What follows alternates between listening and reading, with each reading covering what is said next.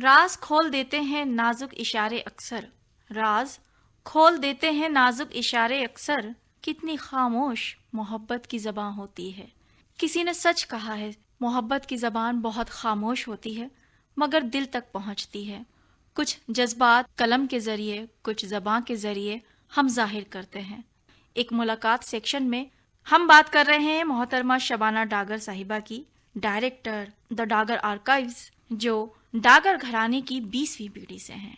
आज तक हम ध्रुपद गायकी में किसी ख्वातीन को हमने उससे ताल्लुक़ रखते नहीं सुना है, मगर आज के प्रोग्राम में हम शबाना डागर साहिबा से गुफ्तगू करेंगे और जानेंगे कि वो मुआशरे की खिदमत भी किस तरह से कर रही हैं और अपने बुजुर्गों की कीमती चीज़ों को संभालने और कायम रखने का काम कर रही हैं। किस तरह से वो आर्काइव्स काम करती है, कहाँ वो मौजूद है और क्या उस म्यूज़ियम का राज है। बहुत सारी बातें हैं, बहुत सारे सवाल हैं मेरे दिमाग में जो सामीन मैं आप तक पहुंचाऊंगी अपने इस प्रोग्राम में गुलिस्तां की इस महफिल के ज़रिए। आइए सबसे पहले हम इस्तकबाल करते हैं मोहतरमा शबाना डागर साहिबा का। आदाब। आदाब हसीन। सबसे पहले तो बहुत बहुत शुक्रिया, आपने मुझे गुलिस्तां प्रोग्राम में बुलाया। ऑल इंडिया रेडियो का शुक्रिया। और मेरी आपने बहुत ज़्यादा तारीफ़ कर दी है। मैं एक सिर्फ कोशिश कर रही हूँ। अब जो हमारे यहाँ की रिवायत है, जैसा आपने बताया कि डागर फैमिली और ध्रुपद का एक बहुत पुराना ताल्लुक़ है। लाइक आप अगर डागर बोलेंगे तो समझ में आ जाएगा कि ध्रुपद के बारे में बात हो रही है, जी। क्योंकि जो हमारी फैमिली है उसका जो कंट्रीब्यूशन है वो 20 पीढ़ियों का है। मैं 20वीं पीढ़ी से ताल्लुक़ रखती हूँ इस ख़ानदान की। और हमारे यहाँ गायन और वादन दोनों की परंपरा है।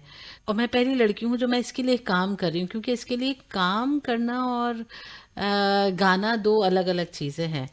क्योंकि हमारे यहाँ गाना सिखाया ही नहीं लड़कियों को। जी। ये भी एक परंपरा रही, मतलब बहुत सालों से ये सवाल उठ रहे हैं, काफ़ी वक्त से, जब से मैं काम कर रही हूँ, कि आप इस फैमिली से बिलोंग करती हैं। और डागर फैमिली के शागिर्द बहुत हैं, मेल भी हैं, फीमेल भी हैं, पर फैमिली की कोई लड़की नहीं है जो गाए। क्योंकि उन्होंने उनको सिखाया नहीं। मैंने बोला ये भी एक परंपरा है, क्योंकि उन्होंने कभी खानदान की लड़कियों को सिखाया ही नहीं। तो ये सवाल बहुत सालों से मैं सुनती आ रही थी, पर एक कहीं ना कहीं जहन में था कि कुछ तो, अगर गाना नहीं सिखाया तो कुछ तो ऐसा करना चाहिए कि हमारा भी कोई कंट्रीब्यूशन होना चाहिए इस फैमिली की इस परंपरा में। तो फिर हमने डिसाइड किया कि हम इसके लिए काम करेंगे। और एक छोटा ऑर्गेनाइजेशन पापा ने 78 में खोला था। जी। तो मैंने और इमरान ने, हम दोनों बहन भाई काम करते हैं, और हम लोगों ने 2003 में एक ऑर्गेनाइजेशन को रिन्यू करा। और उससे फिर हम ऑर्गेनाइजेशन से प्रोग्राम्स और इवेंट इस तरह से कुछ क्लासिकल उसके लिए करते हैं, लगातार करते आ रहे हैं। और 2009 में फिर हमको लगा कि कुछ और होना चाहिए जो इससे अलग हटके होना चाहिए, क्योंकि ये प्रोग्राम्स और ये सारा तो बहुत सारे लोग कर रहे हैं, पर इतना बड़ा कंट्रीब्यूशन लोगों के जहन पे 20 पीढ़ियों का सबके सामने है, पर कोई ऐसी जगह भी तो होनी चाहिए। जी। तो फिर हमने आर्काइव्स बनाने का प्लान किया कि हम एक शुरुआत करते हैं एक आर्काइव्स के लिए, कि हमारे जितने भी चीज़ें हैं, बुजुर्गों का जो भी असासा है, उसको एक जगह हम इकट्ठा करें और वो लोगों तक पहुंचे, ताकि आने वाली पीढ़ियां याद रख सकें। बिल्कुल, वो नेक्स्ट जनरेशन के लिए बहुत ज़रूरी है। यूं सारी सब चीज़ें लोगों को पता है, कहाँ से हैं, क्या कर रहे हैं, जी। किस तरह से कर रहे हैं, पर एक जगह इकट्ठा करना मैं समझती हूँ बहुत ज़्यादा ज़रूरी है। पुरानी परंपराएं, जो रिवायतें हैं, उससे वाकिफ़ तो हैं, पर मैं समझती हूँ कि जितनी वाकफियत है उससे ज़्यादा होना ज़रूरी है। उसी के लिए हम लोग ये कोशिश कर रहे हैं। नहीं, आपकी कोशिश बहुत अच्छी है शबाना जी। और अपने बुजुर्गों की चीज़ों को संभाल कर रखना, उन्हें कायम रखना, सबसे बड़ी बात यह है, ताकि आने वाली जो भी हमारी पीढ़ियां हैं वो याद रखें कि हाँ, इनसे हमारी वाबस्तगी है, ये हमारे खानदान से ताल्लुक रखती हैं। और अदर पीपल्स के लिए भी, जो भी दूसरे सामीन नाजनीन हैं, उनके लिए भी एक म्यूजियम, एक जगह ऐसी है जहां जाकर वो डागर खानदान की पीढ़ियां देख सकते हैं। जी हाँ, बिल्कुल, हर पीढ़ी का कुछ ना कुछ वहां पर मौजूद है। बिल्कुल, तो कहीं ना कहीं लोग उनसे कनेक्ट हैं, जो आज मौजूद हैं, और कुछ लोग नहीं रहे हैं, पर उनकी यादें हैं, उनकी बातें हैं, तो उन सब को हम कोशिश कर रहे हैं कि एक जगह लाएं और उस ज़माने को इस ज़माने से रूबरू करवाएं कि क्या खूबसूरती हुआ करती थी और ऐसी क्या कशिश है, ऐसी क्या बात है हमारे यहाँ के म्यूज़िक में या जो भी हम परंपरा लेकर आ रहे हैं कि आज भी उसको उसी तरह से गाया जाता है और लोग उस तरह से उसको रिस्पेक्ट करते हैं, जी पूछते हैं। तो क्या उनका आलम होगा उन बुजुर्गों का, और क्या उनका रियाज का तरीका है, या किस तरह से उन्होंने अपना पूरी लाइफ इस चीज़ को दे दी है। जी तो ये शबाना बहुत जी, बड़ी बात है, हम उनसे बहुत सारी चीज़ें युवा पीढ़ी सीखती है। बिल्कुल। और मुल्क ही नहीं, मुल्क के बाहर भी जी बिल्कुल। ध्रुपद गायकी का बहुत बड़ा नाम है। जी और डागर खानदान का, डागर घराने का एक नाम ही नहीं, पहचान है जिसे जी हम कहें। बिल्कुल बिल्कुल। अक्सर लड़कियों के लिए कहा जाता है कि वो दूसरे घर चली जाती हैं, हाँ दूसरे घर की बिल्कुल होती हैं, तो बिल्कुल। लगता होगा कि नहीं वो ये पूरे परंपरा वहाँ चली 100% जाएगी और अपना बहुत नहीं दे सारे पाएंगी। 100% नहीं दे, पर मुझे तो लगा कि मुझे तो कुछ करना ही है इसमें। तो फिर हमने डिसाइड किया, क्योंकि मेरा दूसरा फील्ड था, मेरे पापा का बहुत बड़ा इसमें कंट्रीब्यूशन है। उन्होंने हमेशा मुझे पॉजिटिविटी दी और हमेशा ये कहते थे कि तुम बिल्कुल सब कुछ कर सकती हो, पर कभी मतलब एक बार फैसला करने के बाद रिग्रेट नहीं करना। तो पहले सोच समझ के फैसला करो कि तुम कर सकती हो या नहीं कर सकती। कर सकती हो तो गो अहेड, जाओ करो। तो पापा से मैंने बोला कि पापा मुझे तो ऐसा करना है, तो उन्होंने कहा कि अच्छा ठीक है, तो करिए आपको कोशिश। लगता है कि ये परंपरा कभी टूटेगी कि लड़कियां भी ध्रुपद गायकी करेंगी, वो भी डागर खानदान से? शायद, शायद मैं अभी भी शायद इसलिए बोल रही हूँ क्योंकि ये फैमिली की बात है, और फैमिली की लड़की ही अगर गाएगी तभी ये परंपरा टूटेगी। अदरवाइज तो बहुत सारे जो शागिर्द हैं वो तो गा ही रही हैं। उम्मीद है कि आने वाले टाइम में ये परंपरा भी टूटे, बिल्कुल। कि हम डागर फैमिली की कोई लड़की को गाता हुआ ध्रुपद सुने। गाता हुए भी सुने। तो अलग अलग फील्ड में काम कर रहे हैं, जैसे ये भी एक परंपरा जो मैं काम शुरू कर रही हूँ, ये भी एक तोड़ने जैसी है, क्योंकि किसी ने काम ही नहीं किया जी और स्पेशली इसको फोकस करके काम नहीं किया, इसके लिए काम नहीं किया। तो आई एम वेरी हैप्पी कि मैं कुछ कर रही हूँ और लोग इस काम को अप्रिशिएट कर रहे हैं, क्योंकि आर्काइविंग बहुत ज़रूरी है और जो आने वाले वक्त के लिए बहुत ज़रूरी है। तो 2 लोगों को पीएचडीज भी करवाई है। जी तो ये एजुकेशन से हम इसको जोड़ते जा रहे हैं कि हम कुछ लोगों को इस तरह से अपने हमारी परंपरा से रूबरू करवाएं, और आर्काइव्स के थ्रू या हमारी अपनी प्रिजर्वेशन के थ्रू। तो हम प्रिजर्वेशन वर्क कर रहे हैं बहुत उससे। अच्छी बात है शबाना जी कि आप अपनी इस आर्काइव्स को, आपके इस घराने को इल्म से जोड़ रही हैं, बिल्कुल, क्योंकि इल्म के जरिए बहुत कुछ हम हासिल कर सकते हैं। ये इल्मी है एक्चुअली जो हमारे यहाँ चला आ रहा है। ये जो ध्रुपद गायन शैली है, जो ये कोई आसान चीज़ नहीं है। जी तो ये सिलसिला तो हमारा इल्म का सिलसिला तो है ही, इल्म का सिलसिला है, पर इसको हम, जो हमारी युवा पीढ़ी है, जो हमारे आने वाले लोग हैं, जो स्टूडेंट्स हैं, उनको इसकी इम्पोर्टेंस बतानी बहुत ज़रूरी है, जो कहीं खो गई है।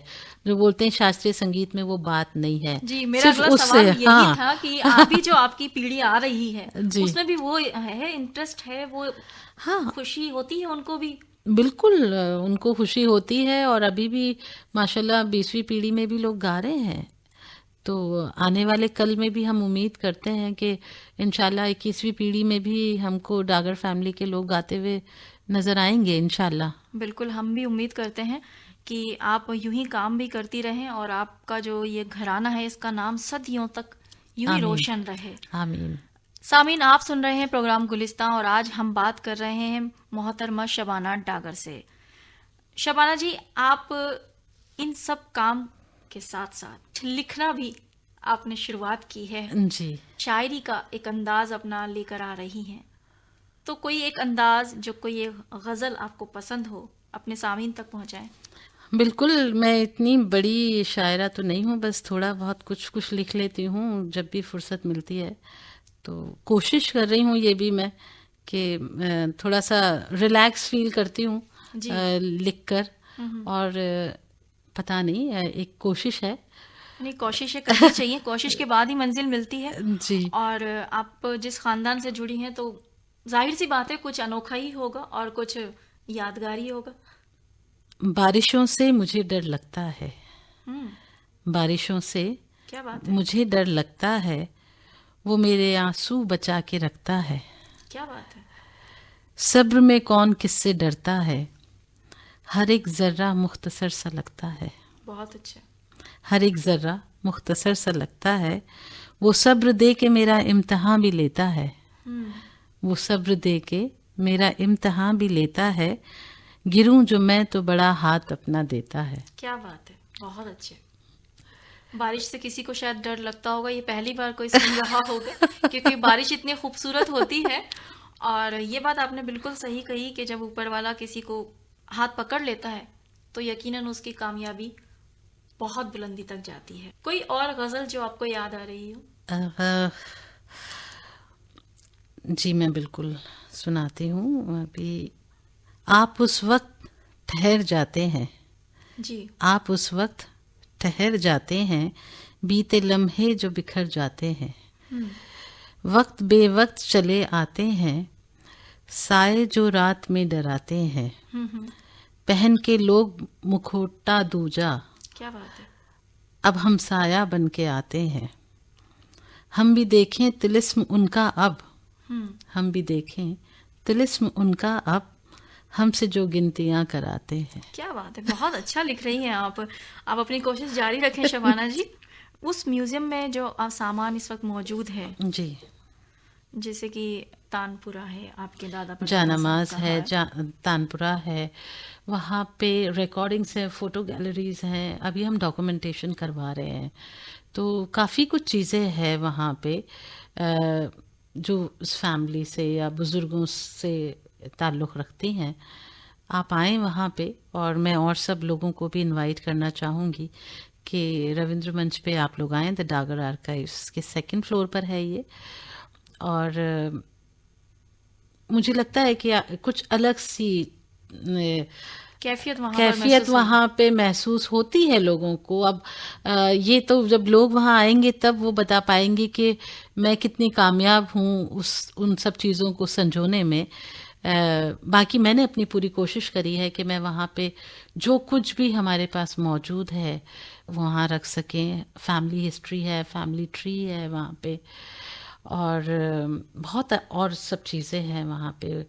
उनके हमने कपड़े भी हैं वहाँ पे, हमारे बुजुर्गों के पुराने, मेरे नाना अब्बा का छड़ी है वहाँ पे। क्या बात है। और वहाँ पे अभी हमने 2 स्कल्पचर्स बनवा के रखे हैं, जो हम जल्द ही उसका, बिकॉज ऑफ कोरोना हम अभी कुछ नहीं कर सकते, तो उसकी इनॉग्रेशन बाकी है। तो ये कुछ चीज़ें हैं जो हम इन छोटी छोटी चीज़ों से अपने जो बुजुर्गों की चीज़ें हैं उनको ताज़ा करने की कोशिश कर रहे हैं और लोगों तक पहुंचाने की कोशिश कर रहे हैं, ताकि लोग उनसे रूबरू हो सकें, उनकी गायकी के तौर पे, उनकी शख्सियत के तौर पर।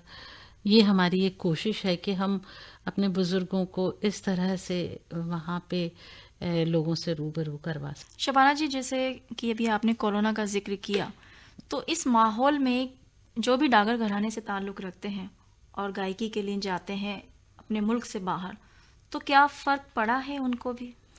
बहुत, कोरोना में तो बहुत आर्टिस्ट इफेक्ट हुआ है। बाहर जाने का तो सवाल ही पैदा नहीं होता, सबके सब ऑनलाइन।